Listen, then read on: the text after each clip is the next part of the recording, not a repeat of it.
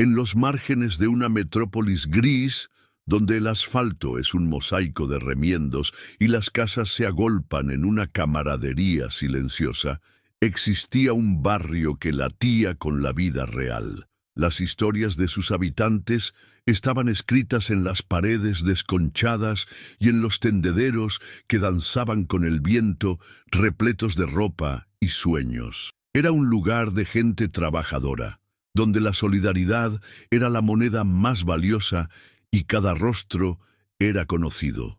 En este escenario, el sonido constante de herramientas y el olor a grasa emanaban de un pequeño taller mecánico, un anexo modesto a una casa igualmente sencilla. Para la mayoría, era solo un negocio más luchando por sobrevivir, pero para la familia que allí vivía, era el epicentro de su universo, el cimiento de sus esperanzas y el escenario de un talento extraordinario e incomprendido.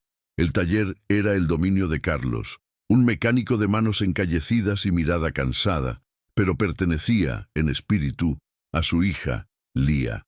El lugar era un laberinto de piezas viejas, motores en diversas etapas de desmontaje y herramientas que contaban décadas de historias. Antes de continuar, déjame decirte algo.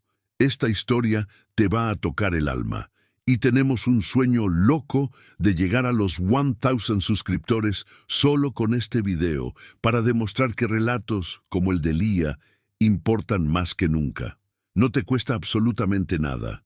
Es solo un clic en el botón de suscribirse, pero para nosotros significa el mundo y nos da la fuerza para seguir. Suscríbete ahora mismo y comenta abajo desde qué ciudad o país nos estás viendo para que sepamos hasta dónde llega la historia de Lía. Para un ojo inexperto, aquel lugar era el caos encarnado, una confusión de metal y aceite que desafiaba cualquier lógica. Sin embargo, para Lía, de 12 años, ese ambiente era un santuario de orden y claridad. Cada tornillo tenía un propósito, cada engranaje contaba una historia, y el rugido de un motor era una sinfonía compleja que ella podía descifrar nota por nota. Allí, en medio de Mindoresir, lo que el mundo veía como desorden, ella encontraba la más pura y hermosa armonía. Lía era una niña de apariencia frágil, con una estructura corporal delicada que contrastaba con la intensidad de su concentración. Sus ojos grandes y expresivos raramente se encontraban con los de otra persona, prefiriendo escudriñar los secretos de un alternador o la complejidad de un sistema de encendido. Su comunicación era un reflejo de su mente, directa, literal y desprovista de artificios sociales. No entendía las metáforas ni la necesidad de conversaciones triviales. El mundo para ella era un sistema gigante y las personas, con sus emociones e intenciones veladas, eran la variable más confusa e impredecible de todas. Por eso se refugiaba en la certeza de las máquinas, donde cada problema tenía una solución lógica esperando ser descubierta. Su don era algo que desafiaba la explicación convencional. No era solo conocimiento adquirido, era una comprensión intuitiva, casi simbiótica, de la ingeniería mecánica y eléctrica. Mientras que mecánicos experimentados necesitaban manuales y equipos de diagnóstico, Lía solo necesitaba sus manos y su silencio concentrado.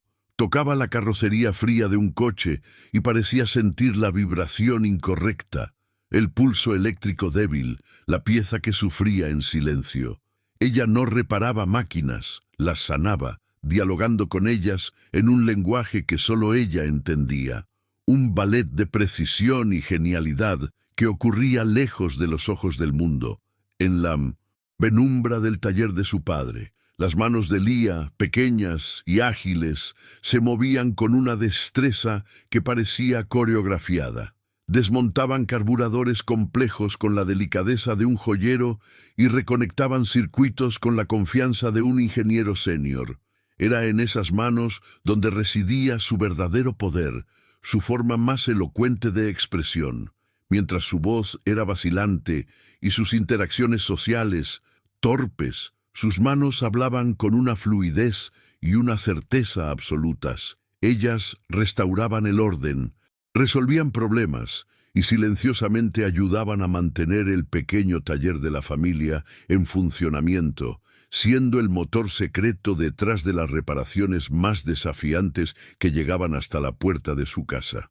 Para Lía, la complejidad del mundo social era un ruido indescifrable, pero en el corazón de un motor encontraba la verdad más pura. No necesitaba la comprensión de los demás, solo quería la oportunidad de mostrar de lo que era capaz y restaurar el orden que tanto amaba. Es increíble cómo talentos así florecen en los lugares más inesperados, ¿no es cierto? Cuéntame en los comentarios de qué ciudad estás siguiendo el viaje de Lía. Se sentía agradecida por poder ayudar, pues sabía en su interior que cada motor reparado era una pequeña victoria contra el caos del mundo. Su padre, Carlos, era una figura de orgullo y preocupación constantes, un hombre bueno, que veía en su hija el reflejo de un talento que él mismo poseía, pero elevado a una potencia que lo asustaba. Sabía que Lía era un prodigio, la verdadera mente detrás de la reputación de su taller. Sin embargo, el miedo lo paralizaba. Miedo al prejuicio, a las miradas de desconfianza, a un mundo que no estaba preparado para entender a una niña como ella. La protegía, manteniendo su don como un secreto de familia, permitiéndole trabajar en las sombras sin nunca darle el crédito que ella merecía públicamente. Esta vacilación paterna no nacía de la vergüenza, sino de un amor profundo y protector. Carlos ya había visto cómo los otros niños la trataban, cómo los vecinos la etiquetaban, la hija rara del mecánico, susurraban. Temía que, al exponer su genialidad, no la estaría liberando, sino ofreciéndola a un mundo cruel que la diseccionaría con juicios y escepticismo. Así, la mantenía cerca en su santuario de metal, creyendo que allí, y solo allí, estaría segura. Lo que no sabía era que la mayor prueba para la fuerza de Lía no vendría de dentro del taller, sino de fuera, donde las reglas eran muy diferentes. La situación financiera de la familia era el telón de fondo de toda esta dinámica. Las facturas se acumulaban como una marea lenta e implacable. La competencia con los grandes talleres de la ciudad, con sus equipos modernos y marketing agresivo, era desleal. Carlos luchaba, trabajando desde el amanecer hasta el anochecer, pero cada mes el agobio se hacía mayor. Lía sentía la tensión en casa. Veía la preocupación grabada en el rostro de su padre. Su motivación para reparar coches no era solo una pasión por la mecánica. Era un deseo profundo y silencioso de aliviar la carga de su familia, de usar su don para asegurar que tuvieran un techo y comida en la mesa. La comunidad a su alrededor veía a Lía a través de un filtro de extrañeza. La veían sentada en la acera, no jugando con muñecas, sino desmontando una vieja radio con una concentración absoluta. La veían pasar sin saludar, no por arrogancia, sino porque su mente estaba ocupada resolviendo una ecuación invisible. Para ellos, ella era una anomalía, una pieza que no encajaba en el rompecabezas del barrio. Algunos sentían lástima, otros la ignoraban, pero nadie, absolutamente nadie, sospechaba la dimensión del universo que existía detrás de aquellos ojos concentrados y de aquel silencio constante. Esta percepción creaba una barrera invisible, un aislamiento que Lía sentía de forma aguda, aunque no supiera cómo nombrarlo. Anhelaba la conexión, pero solo sabía cómo conectar con las cosas que tenían sentido lógico. Para ella, un motor roto era un amigo que necesitaba ayuda. Una persona triste era un enigma indescifrable. Esta dicotomía definía su existencia, una genialidad celebrada en la soledad del taller y una extrañeza juzgada bajo la luz del día. Ella no se resentía por ello, simplemente lo aceptaba como una de las reglas ilógicas del mundo que no lograba comprender. Los pocos clientes que todavía frecuentaban el taller de Carlos venían por la confianza construida a lo largo de los años. Lo veían como un mecánico honesto, a la antigua. A veces veían a Lía cerca entregando una herramienta o limpiando una pieza, y la despachaban con una sonrisa condescendiente, como si fuera solo una niña intentando imitar a su padre. La ironía era palpable. La mente que realmente había solucionado el complejo problema eléctrico de sus coches era la misma que ellos apenas notaban, la niña que consideraban incapaz de una conversación normal. Así, el estado inicial de la historia se establecía en un equilibrio frágil. La familia de Lía luchaba por sobrevivir. Su padre vivía el dilema entre proteger a su hija y reconocer su don. Y Lía continuaba operando en su mundo particular, donde la lógica de las máquinas ofrecía un refugio seguro contra la confusión de las interacciones humanas. Ella estaba contenta en su papel silencioso, motivada por el amor a su familia y por la necesidad intrínseca de arreglar lo que estaba roto, sin buscar reconocimiento ni aplausos. Sin embargo, el universo de engranajes y circuitos que Lía tanto dominaba estaba a punto de colisionar de forma dramática con la imprevisibilidad del mundo exterior. Un acto de pura bondad, nacido de su genialidad y de su impulso de restaurar el orden, se convertiría en el catalizador de un conflicto que la forzaría a salir de las sombras. El pequeño taller, su santuario, pronto se convertiría en el centro de una tormenta que pondría a prueba no solo sus habilidades, sino también la fuerza de su familia y la capacidad del mundo para aceptar un don que no podía medir ni categorizar. El cambio llegó con la furia de una tormenta de fin de tarde. El cielo, antes de un azul pálido y cansado, se cerró en un tono de plomo, y la lluvia comenzó a caer en cortinas densas e implacables. Fue en ese escenario que un coche antiguo, tosiendo humo y protestando con un sonido metálico agonizante, se detuvo abruptamente justo enfrente del taller de Carlos. La puerta se abrió y de ella salió una mujer, la S.R.A. Elena, con la desesperación estampada en cada línea de su rostro. Vestida con un uniforme de enfermera, miraba del coche averiado al reloj en su muñeca, cada segundo más cerca de perder su turno en el hospital. Carlos estaba en la parte de atrás, luchando con la transmisión de una camioneta, y apenas notó la escena. Pero Lía, sentada en el escalón de la entrada, lo vio todo. No vio solo a una mujer en apuros, vio un sistema fallando, una máquina en dolor, el sonido irregular del motor antes de morir, la forma en que los faros parpadearon por última vez. Para ella eran síntomas claros de una enfermedad eléctrica, un corazón mecánico que había sufrido un colapso. El pánico de la S.R.A. Elena era un ruido de fondo. El verdadero problema, el desafío lógico, estaba allí, silencioso y roto bajo la lluvia que se intensificaba.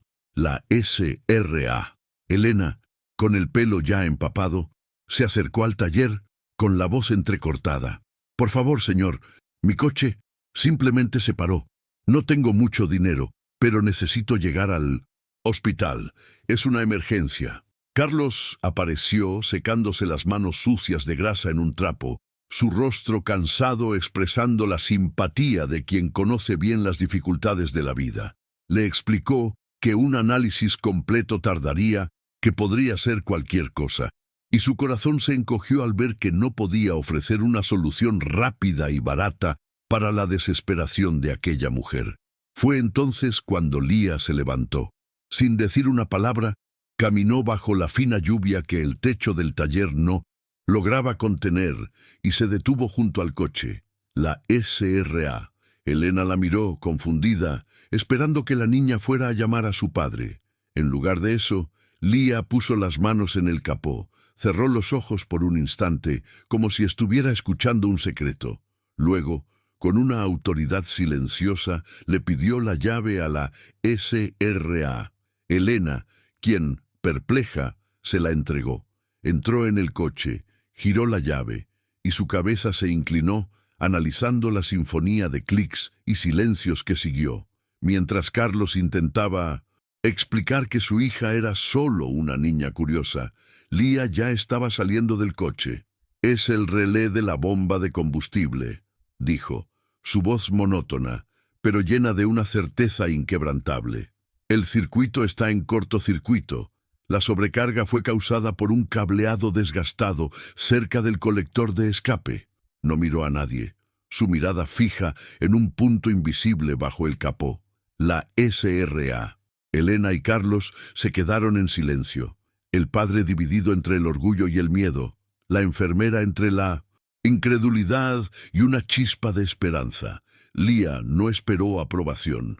Se movió con la eficiencia de un cirujano en una sala de emergencias. Fue hasta una caja de piezas que ella misma había organizado, componentes recuperados que para otros eran basura, pero para ella eran un tesoro de soluciones. En menos de 10 minutos, con herramientas que parecían extensiones de sus propios dedos, había aislado el cable dañado, reemplazado el relé por uno compatible que ella misma había reacondicionado y reorganizado el cableado para evitar el calor del motor. El trabajo fue limpio, rápido y brillante. Luego se apartó y con un simple gesto de cabeza indicó que la SRA, Elena, debería intentarlo de nuevo.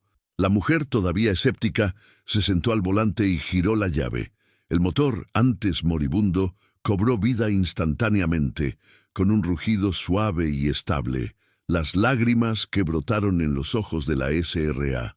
Elena ya no eran de desesperación, sino de un alivio y gratitud tan profundos que la dejaron sin palabras. Salió del coche y miró a Lía, ya no como una niña extraña, sino como la autora de un pequeño milagro en aquella tarde lluviosa. La enfermera intentó, con insistencia, pagar por la reparación. Abrió su cartera, ofreciendo los pocos billetes que tenía, pero Carlos, con una mirada a su hija, se negó. Fue solo un pequeño ajuste, mintió, intentando proteger el secreto de Lía. La niña, por su parte, ya se había desconectado de la interacción. Para ella, el problema estaba resuelto. El orden había sido restaurado. El protocolo social que seguía era simplemente irrelevante. La SRA.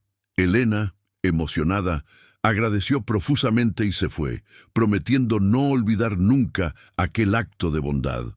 Al otro lado de la ciudad, en el ambiente estéril e iluminado por LEDs del Valdemar Auto Center, el mundo operaba con reglas diferentes.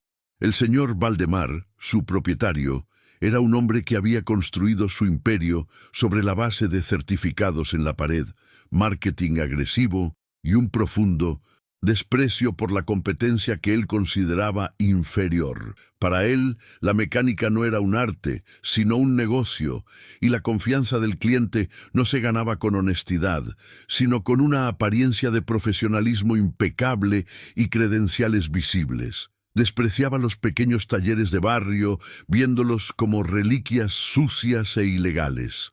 Al día siguiente, la historia del milagro del taller de Carlos comenzó a circular. La SRA.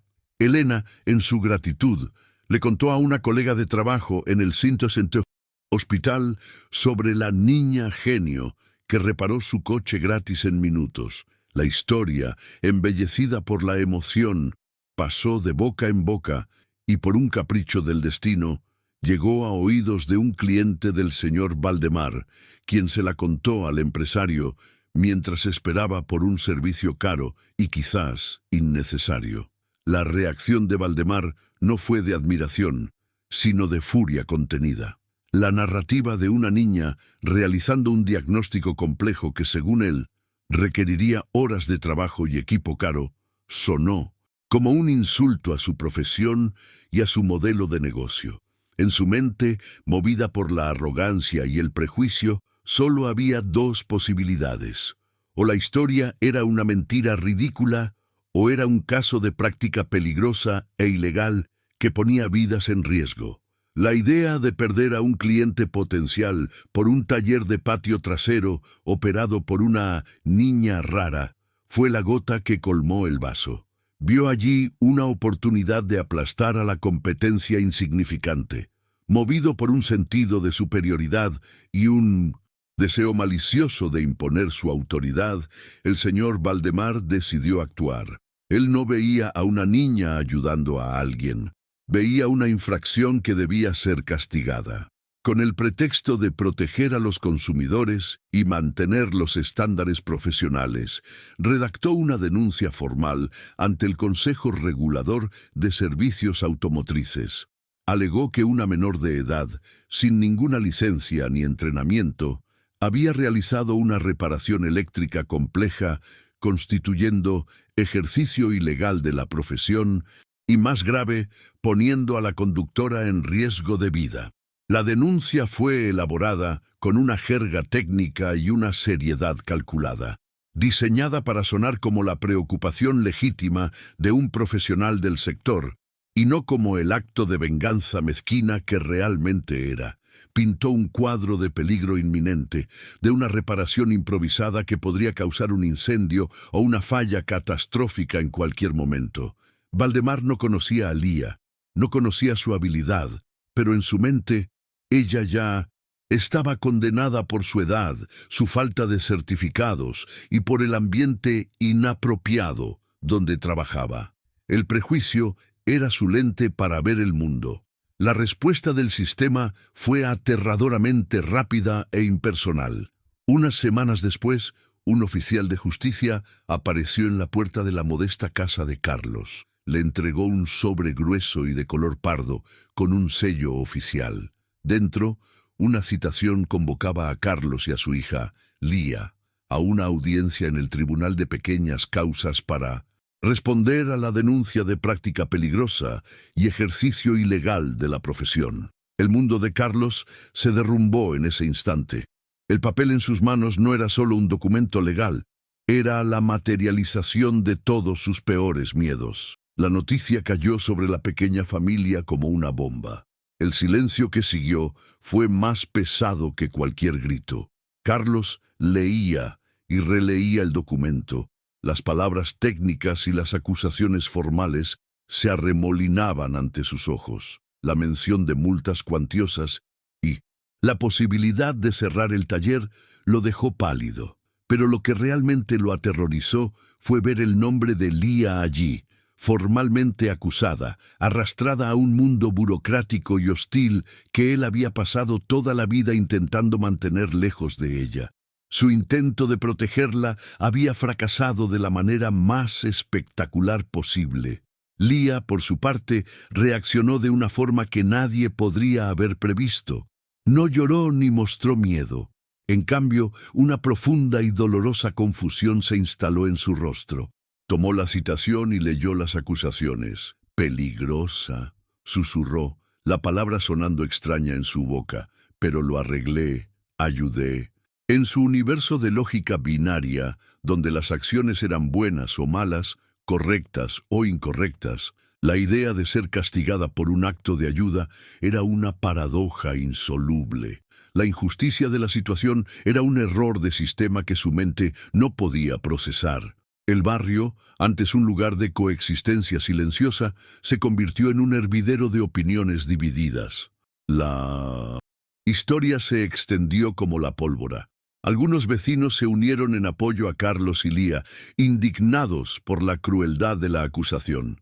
Conocían el corazón de Carlos, y aunque no entendían a Lía, sabían que no había maldad en ella. Ofrecieron palabras de consuelo, pequeñas donaciones para un abogado, y prometieron testificar sobre la integridad de la familia. Eran voces de solidaridad en medio del caos que se instalaba. Otros, sin embargo, retrocedieron. El nombre del señor Valdemar era conocido, su influencia temida. El sello oficial en la citación prestaba un aire de legitimidad a la denuncia. Las dudas comenzaron a susurrarse. ¿Y si tiene razón? Quizás fue peligroso de verdad. Una niña no debería tocar los coches. El miedo y la desconfianza comenzaron a corroer los lazos de la comunidad, dejando a la familia de Lía cada vez más aislada en su batalla inminente contra un sistema que parecía hecho para aplastarlos. La SRA, Elena, se encontró en una posición terrible. Representantes de Valdemar la contactaron, intimidándola sutilmente, sugiriendo que ella también podría ser responsabilizada por permitir que una aficionada tocara su coche. Aterrorizada con la posibilidad de involucrarse en un proceso legal y quizás perder su empleo, su gratitud inicial fue reemplazada por un miedo paralizante. Se escondió, evitando a Carlos y Lía, su silencio convirtiéndose en un arma más en las manos del antagonista que orquestaba todo a distancia. Mientras su padre se desesperaba, haciendo llamadas a abogados que ofrecían poca esperanza y cobraban mucho, la reacción de Lía a la creciente presión fue volverse hacia adentro. Se encerró en su santuario, el taller, el único lugar donde el mundo todavía tenía sentido. La injusticia y la ilógica del mundo social eran un ruido que necesitaba acallar, y lo hizo de la única manera que sabía, sumergiéndose en el orden y la belleza de la mecánica. Sabía que las palabras no serían su arma. Cada palabra de duda que escuchaba de lejos, cada mirada de lástima de los vecinos, solo la empujaba más profundamente en su propósito. El verdadero desafío no era convencer a un juez, sino demostrarse a sí misma que su lógica era más fuerte que la irracionalidad de ellos. Si tú también crees en la fuerza que viene de adentro, en el coraje de ser quien eres, incluso cuando el mundo no te entiende, deja tu suscripción. Historias como la de Lía nos recuerdan que la verdadera fuerza no necesita aplausos, y tu apoyo nos ayuda a seguir compartiendo relatos inspiradores como este. Las noches se convirtieron en su tiempo de trabajo más intenso.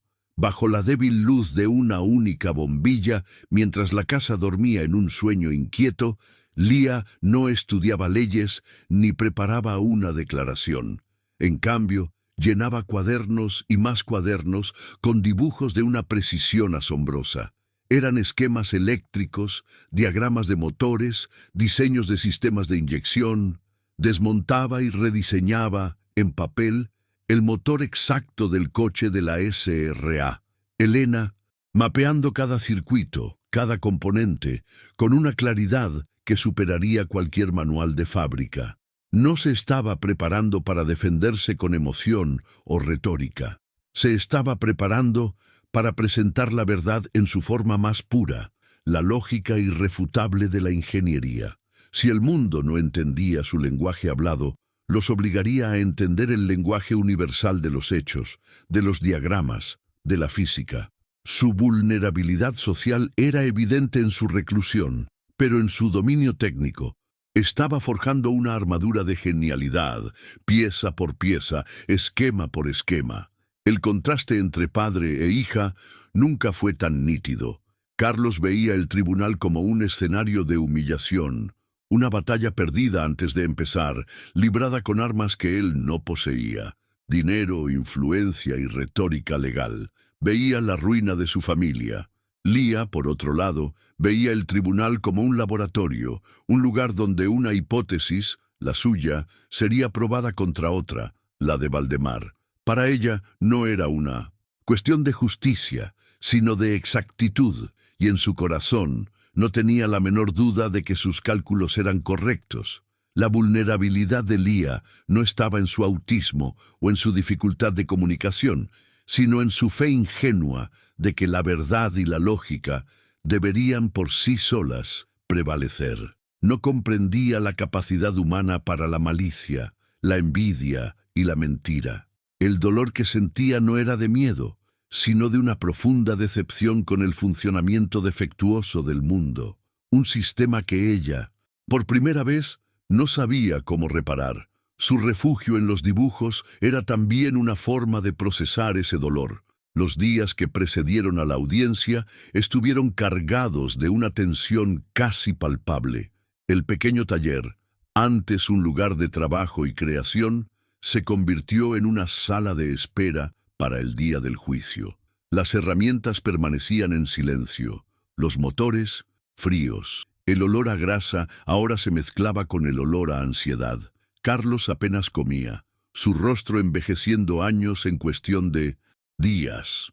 Miraba a Lía, absorta en sus cuadernos, y se preguntaba si su mayor regalo para el mundo sería también la causa de su destrucción. El antagonista, el señor Valdemar, permanecía como una fuerza invisible, pero omnipresente. Ya no necesitaba actuar directamente.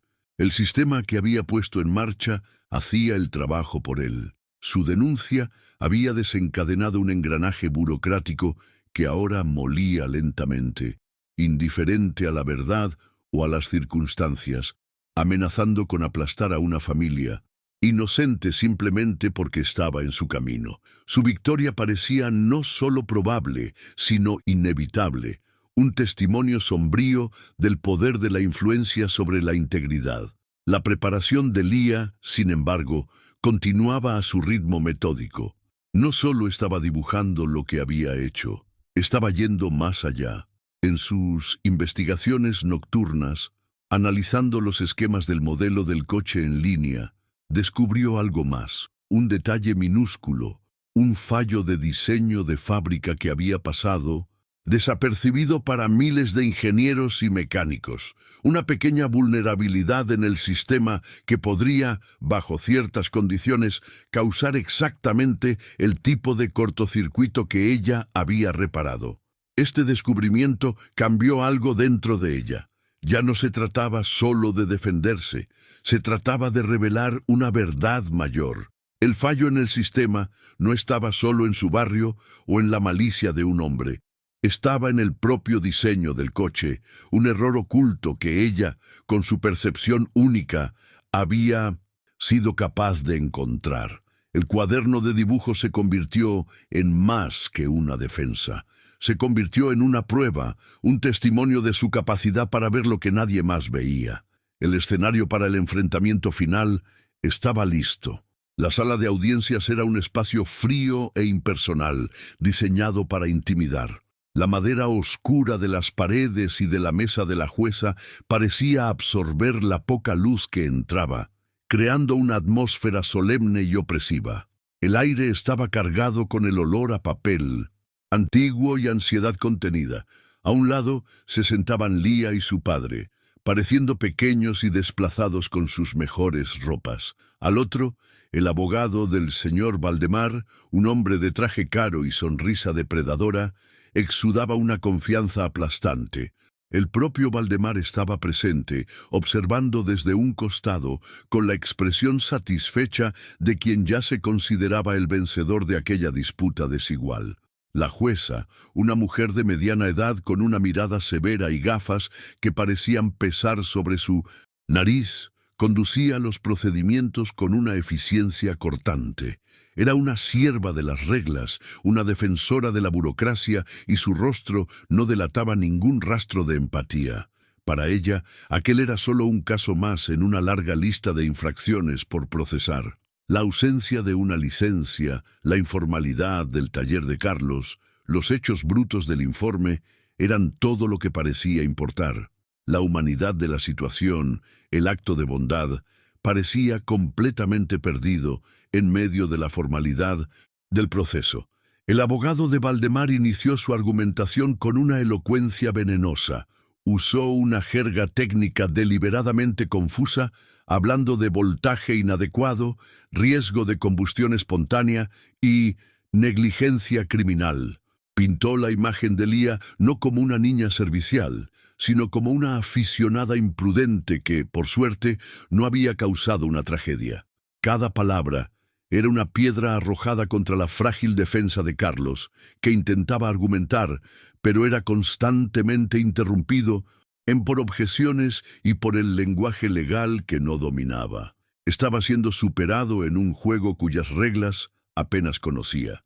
El punto álgido de la acusación fue el testimonio del experto, un ingeniero contratado por Valdemar. Con una postura arrogante y credenciales impresionantes, desfiló su conocimiento afirmando categóricamente que el diagnóstico de un problema eléctrico de esa naturaleza sería virtualmente imposible sin el equipo adecuado.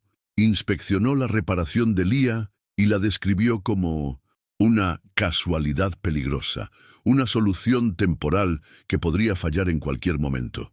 Fue suerte, no habilidad, concluyó, mirando a Lía con un desdén mal disimulado, como si su mera presencia allí fuera un insulto a su profesión. La jueza parecía convencida.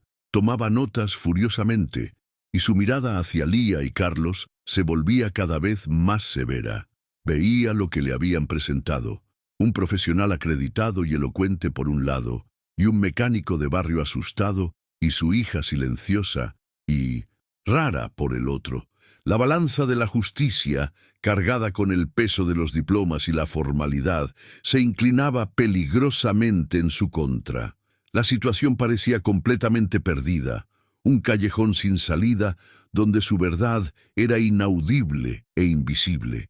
El sistema estaba a punto de devorarlos. Carlos sintió que el suelo desaparecía bajo sus pies. El miedo que sentía por su hija se transformó en una desesperación profunda.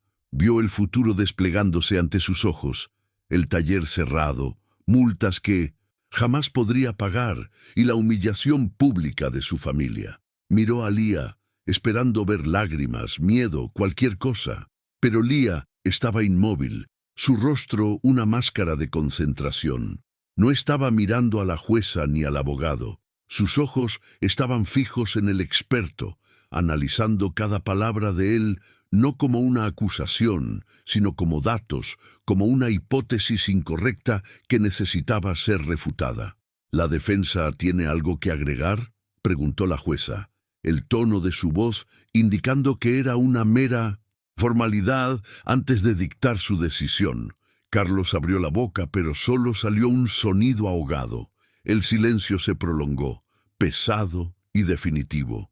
En ese momento de derrota inminente, la jueza se dirigió a Lía. «¿Y tú, niña, tienes algo que decir en tu defensa?». Era una pregunta retórica, casi desdeñosa, pero para Lía fue una invitación. Se levantó lentamente, su pequeña estatura contrastando con la magnitud del momento. Un silencio curioso se apoderó de la sala. Todas las miradas se volvieron hacia ella. Carlos extendió la mano para hacerla sentar, para protegerla, pero ella dio un paso adelante. Sus ojos no buscaron los de la jueza. En su lugar, encontraron la pizarra blanca en la esquina de la sala, usada para presentaciones. Con una determinación que nadie allí había visto en ella, caminó hacia ella. No había vacilación en sus pasos, solo había propósito. Tomó un marcador de la bandeja. El clic de la tapa al abrirse resonó en la sala silenciosa. Por un instante se quedó quieta, de espaldas a todos, mirando la superficie blanca y vacía. Aquella pizarra era su refugio, su campo de batalla, el único lugar donde podría traducir la claridad de su mente a un mundo que solo entendía lo que podía ver. La sala entera contuvo la respiración, sin saber qué esperar de aquella niña silenciosa que hasta entonces solo había sido un objeto pasivo en el proceso. Dio el paso final, no para complacer a los demás ni para demostrarles su valía, sino para mostrarse a sí misma que la lucha no había sido en vano. Su acción era una declaración silenciosa de que su verdad, basada en lógica y hechos, era más poderosa que las palabras vacías de sus acusadores. Si crees que el coraje de ser fiel a uno mismo es la mayor victoria de todas, únete a nosotros. Tu suscripción nos da la fuerza para seguir contando historias de personas que, como Lía, cambian el mundo simplemente por ser quienes son. Entonces comenzó a dibujar. El rotulador se deslizó por la pizarra con una velocidad y precisión que desafiaban la lógica. En instantes, lo que era una superficie blanca comenzó a transformarse. Líneas rectas, curvas perfectas, símbolos técnicos que parecían fluir de su mente a su mano sin ningún filtro ni vacilación. Un diagrama completo del motor del coche de la SRA. Elena comenzó a tomar forma, con un nivel de detalle que haría llorar de admiración a un ingeniero de diseño.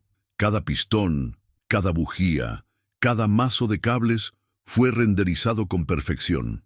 La sala de audiencias, antes un lugar de debate verbal, se transformó en una galería de arte técnico. El abogado se detuvo en medio de una objeción que murió en sus labios. El experto, que antes estaba recostado en su silla con aire de superioridad, ahora estaba en el borde del asiento, con los ojos desorbitados, la mandíbula caída.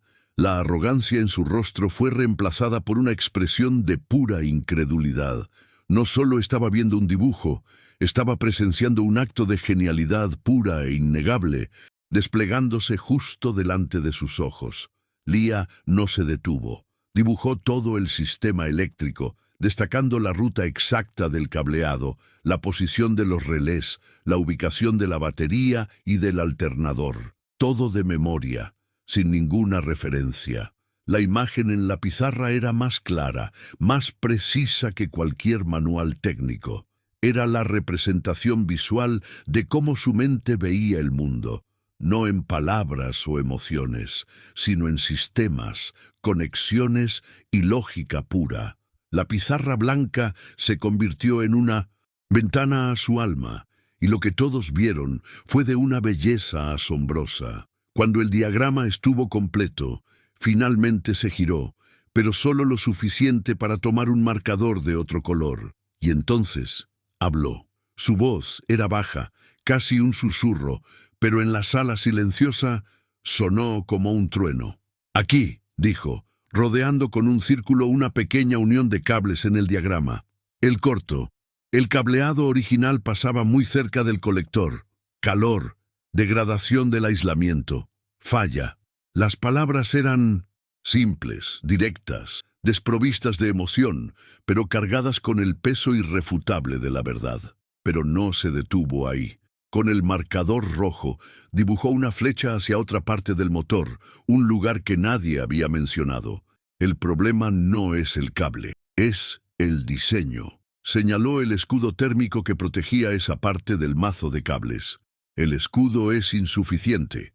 La especificación de fábrica no consideró la recirculación de calor en tráfico lento. Causa sobrecalentamiento localizado. Es un fallo en el diseño del vehículo. No ocurre en todos los coches, solo en algunos. Depende de la tolerancia de las piezas. Un silencio profundo y absoluto se apoderó de la sala. Ya no era un silencio de tensión, sino de asombro. El experto estaba pálido. Sabía, con una certeza que lo heló hasta los huesos, que la niña tenía razón. Era un detalle oscuro, una nota a pie de página en foros de ingeniería que solo los especialistas más dedicados conocerían. Y aquella niña de 12 años, con un simple marcador, no solo se había defendido, sino que también había superado el conocimiento de él, del fabricante, de todos. La jueza miraba de la pizarra a Lia y de vuelta a la pizarra. Su expresión de severidad escéptica se había desvanecido por completo, reemplazada por un asombro que rayaba en la reverencia. La documentación en su mesa, los reglamentos, las licencias, todo aquello pareció de repente pequeño, insignificante ante la demostración de genialidad que acababa de presenciar. Lia no había roto las reglas, las había trascendido, operando en un nivel de comprensión que el sistema legal ni siquiera tenía categorías para definir. Había ganado, no con argumentos, sino con la pura e innegable fuerza de su mente. El sonido que rompió el silencio atónito de la sala no fue el de un mazo, sino la voz de la jueza, ahora desprovista de su dureza anterior. Había un tono de respeto, casi de admiración, en sus palabras. Este tribunal no encuentra base alguna para las acusaciones presentadas, declaró, su voz resonando con una autoridad renovada por la verdad que acababa de presenciar. Por el contrario, lo que se ha demostrado aquí es un nivel de conocimiento técnico e integridad que debería servir de ejemplo. Luego se giró hacia el señor Valdemar y su mirada se volvió gélida. Las acusaciones son no solo infundadas, sino maliciosas. Este caso está cerrado. La reprimenda final fue dirigida a Valdemar y a su abogado, una crítica severa al uso del sistema legal como herramienta para intimidar a la competencia y perpetuar prejuicios. El señor Valdemar, que había entrado en esa sala como un gigante de la industria, salió como un hombre disminuido. La humillación pública fue devastadora. Su rostro, antes una máscara de arrogancia, era ahora una mezcla de furia impotente y vergüenza. No ofreció una disculpa, pues su orgullo no se lo permitiría, pero su derrota fue clara y rotunda. Fue forzado a reconocer de forma amarga y silenciosa la existencia de un talento que jamás podría medir con sus certificados o comprar con su dinero. En el momento en que la puerta se cerró detrás de sus acusadores, Carlos se giró hacia su hija. Las lágrimas que había contenido durante semanas finalmente brotaron, pero no eran de desesperación. Eran de un orgullo tan abrumador que lo dejó sin aliento. La abrazó allí mismo, en medio de esa sala fría, un abrazo que decía todo lo que sus palabras no podían. Ya no era el abrazo de un padre protegiendo a una hija frágil, sino el de un hombre honrando a su heroína. Finalmente entendió que el don de Lía no era una vulnerabilidad que debía esconderse, sino una fuerza que debía celebrarse ante el mundo entero. La noticia de la audiencia se extendió por el barrio con la velocidad de una leyenda. La historia de la niña que dibujó la verdad fue contada y recontada, cada vez con más admiración. Lía dejó de ser la hija rara del mecánico para convertirse en nuestra pequeña genio. Las mismas personas que antes la miraban con desconfianza o lástima, ahora la veían con respeto y un profundo sentimiento de orgullo comunitario. Se había convertido en un símbolo de que, incluso en los lugares más humildes, la genialidad podía florecer y triunfar sobre la arrogancia y la injusticia.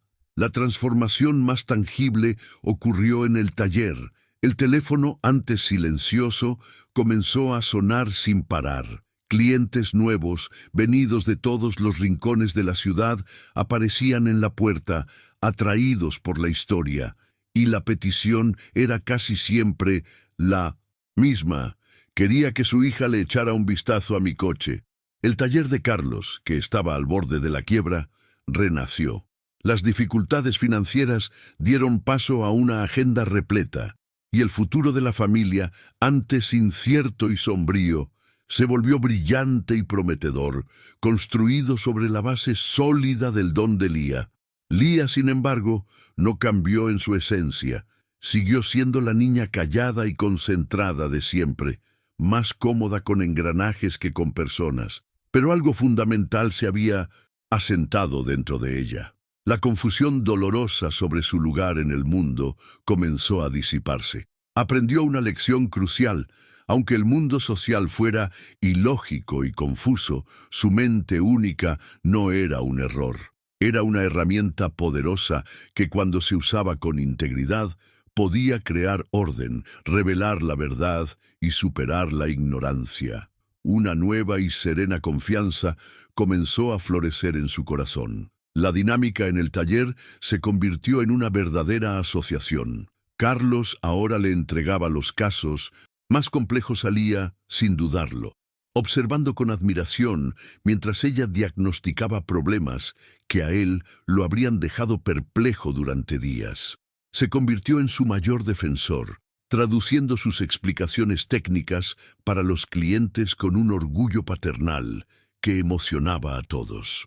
Juntos formaron un equipo imbatible, uniendo la experiencia de toda una vida de Carlos con la genialidad pura de Lía, transformando el pequeño taller en un centro de excelencia mecánica. La victoria de Lía trascendió su propia historia. Se convirtió en una lección para todos sobre el valor invisible de la neurodiversidad. Su viaje demostró que la inteligencia adopta muchas formas y que la verdadera capacidad no puede medirse por diplomas o por la habilidad de conformarse a las normas sociales.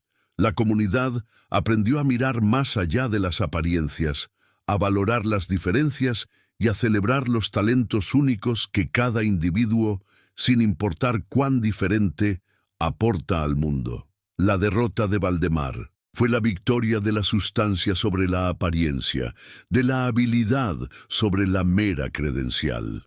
Al final, lo que Lía realmente conquistó no fue la fama ni la aceptación de los demás, sino la certeza de que su propia fuerza era el mayor premio de todos. La paz que encontró no vino de los aplausos, sino de la validación interna de que su forma de ver el mundo no era errónea, sino única. Si su viaje te ha inspirado a mirar el mundo con más empatía y a valorar la fuerza que existe en la diferencia, deja tu suscripción. Tu apoyo nos permite seguir trayendo historias que nos recuerdan el poder del espíritu humano. La imagen final de la historia es la de Lía, bajo la luz de una lámpara de trabajo, inclinada sobre el motor abierto de un coche. Sus manos se mueven con una gracia y confianza que son hipnotizantes. Hace un último ajuste y el motor cobra vida con un ronroneo perfecto y armonioso. Se aparta, se limpia una mancha de grasa de la mejilla y una pequeña, casi imperceptible, sonrisa de satisfacción asoma a sus labios. Está exactamente donde debe estar, en su santuario, ya no escondiéndose del mundo, sino reparándolo, una pieza a la vez.